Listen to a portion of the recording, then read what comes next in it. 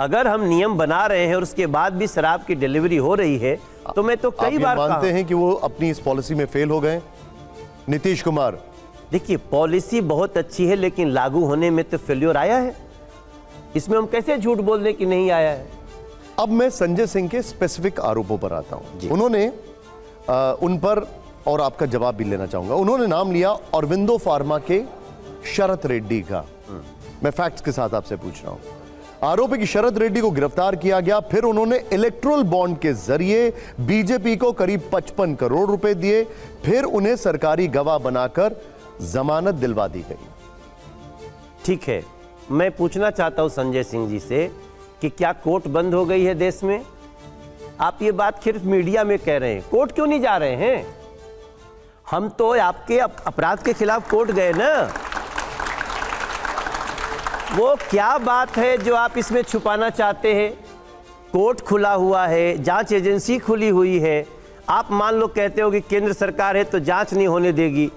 आप कम से कम कोर्ट तो जाओ, कोर्ट तो आपको बेल भी दी है।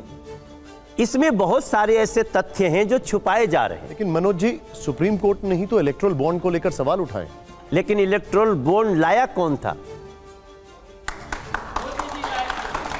भाई? जो व्यवस्था ही हम ला रहे हैं, मोदी जी लाए हैं। और मोदी जी ने अभी एक किसी इंटरव्यू में स्पष्ट बोला है कि मैं खुद लाया हूं और हम चाहते हैं। आप जानते हैं हमारे बीजेपी में आज 2000 रुपया से ज्यादा कोई चंदा देना चाहे तो उसको चेक से ही देना पड़ेगा या उसको डिजिटल ही देना पड़ेगा, हम ले नहीं सकते हैं। तो हम तो चाहते हैं कि चंदे की जांच हो और इसीलिए हम इलेक्ट्रोल बॉन्ड भी लेके आए हैं। अब उसमें कोई जैसे कहा ना कि नियमों का दुरुपयोग कई लोग करते हैं। अगर किसी ने किया होगा तो भाजपा को भी अगर चंदा दिया हो और वो गलत है तो उसको पक्का कानूनी कार्रवाई होगी। एक चीज बताइए, जो आरोपी है वो आरोपी इलेक्ट्रोल बॉन्ड के जरिए चंदा देता है, उससे चंदा लेना कितना सही या गलत है? उसकी जांच होगी, उसकी जांच होनी चाहिए। अगर उसका पैसा ही ठीक नहीं है तो उसमें उसकी कार्रवाई होगी, उस पर निश्चित रूप से कार्रवाई। एक और आरोप है, वो आरोप यह है कि आंध्र प्रदेश के मंगुटा परिवार पर वो कहते हैं कि अंगोल के सांसद मंगुटा रेड्डी के बेटे राघव रेड्डी को 7 बार वो बयान देते हैं। 6 बयानों में वो केजरीवाल का नाम नहीं लेते हैं, 7वें बयान में केजरीवाल का नाम लिया जाता है और फिर राघव रेड्डी जेल से छूट जाता है और मंगुटा रेड्डी को एनडीए की तरफ से लोकसभा का उम्मीदवार बना दिया जाता है। यह आरोप है।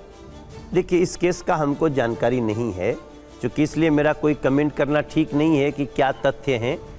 और मैं एक चीज जरूर जानता हूं कि कई बार घोटाले में कुछ लिप्त लोग जब उनको ऐसा कहते हैं कि सर इसमें मैं लिप्त तो हुआ हूं लेकिन हमारी लिप्तता इसलिए निर्दोष है कि मुझे इस व्यक्ति ने कहा है, हम उसके कहने पे गए हैं। तो ऐसे कई केसेज हैं जहां लोग सरकारी गवाह बनते हैं और सरकारी गवाह बनने से उनका केस नहीं खत्म होता है। मनोज जी, केस तब भी चलते रहता है। आप कह रहे हैं कि जानकारी नहीं है और सबसे ज्यादा सवाल तो आप ही लोग उठा रहे हैं। किसकी? इस पूरे मामले में सबसे ज्यादा सवाल आप ही लोग उठा रहे हैं। जब वो आरोप लगा रहे हैं तो उसका जवाब तो आपसे लेंगे ही ना। कई बार आरोपी सरकारी गवाह बनता है, इसका मतलब उसने अपना अपराध स्वीकार कर लिया, अब वो दूसरे की बता रहा है, तो ये तो कानूनी प्रक्रिया है। नहीं, लेकिन फिर उसको टिकट दे दिया जाए, वो चुनावों के लिए एनडीए का उसको प्रत्याशी बना दिया जाए, तो हो सकता है कि उसके में कुछ तो तथ्य होगा जो कि हम नहीं जानते हैं, कोई और बताएगा। एक आरोप ये लगाया गया है, वो इलेक्ट्रोल बॉन्ड को घोटाला कह रहे हैं। उनका तर्क है कि एक कंपनी, जरा ध्यान से सुनिएगा, एक कंपनी जिसका मुनाफा 2 लाख रुपए, वो बीजेपी को 3.5 करोड़ रुपए चंदा देती है। जिस कंपनी का मुनाफा 16 लाख रुपए, वो बीजेपी को 2 करोड़ चंदा देती है। और जिसका मुनाफा 144 करोड़ है, वो 375 करोड़ का चंदा दे देती है। यह कैसे हो सकता है? देखिए, मैंने पहले भी कहा कि अब चंदा जिसने दिया उसने डिजिटल दिया। अगर उसके सोर्स ऑफ इनकम गलत हैं तो किसी को भी तो जाकर के केस करना चाहिए, फाइल उसकी जांच होगी। मैं यही तो बार बार कह रहा हूं। बॉन्ड तो एसबीआई को दिया गया, एसबीआई और सरकार दोनों को पता है। नहीं, तो हम तो बार बार कह रहे हैं कि जब आएगा मामला प्रकाश में तो जांच होगी और अगर उसका सोर्स ऑफ इनकम गलत है तो पक्का उसको कार्रवाई होगी। मैं प्राइमा फेसी आपसे एक चीज पूछता हूँ, अगर सपोज करिए आपकी कमाई 2 रुपए है, हाँ। तो आप मुझे चंदे में 10 रुपए या 15 रुपए कैसे दे सकते हैं? वही अब हमारे ऊपर जांच होनी चाहिए, इसकी जांच होनी चाहिए। ये जांच होनी चाहिए आप? हाँ, पक्का होना चाहिए। ये बड़ी बात कर रहे हैं, पक्का जांच होनी चाहिए। 100% जांच होनी चाहिए। ठीक है, अब मैं कार्तिकेय पास आऊंगा। मनोज जी बताइए, दिल्ली में केजरीवाल के खिलाफ बीजेपी का चेहरा कौन है? आदित्यनाथ जी उत्तर प्रदेश में चेहरा है, कद्दावर नेता है, वो चेहरा कौन है? यहाँ टाइम आने दीजिए, वो भी आ जाएगा। आस पड़ोस है क्या? अभी तो चुनाव हो रहा है प्रधानमंत्री का, और हमारा चेहरे नरेंद्र मोदी हैं, हमारे चेहरे। और देखिए, ऐसा सवाल कई बार पूछा जाता है, तो इसमें तो नेता लोग झूठा ही बोलते हैं। दीपक, मनोज जी आपकी पार्टी में सांसदों से इस्तीफा देके विधानसभा का चुनाव लड़वा लिया जाता है। नहीं, सच तो ये है कि कौन है ऐसा राजनीति में जो मुख्यमंत्री नहीं बनना चाहेगा।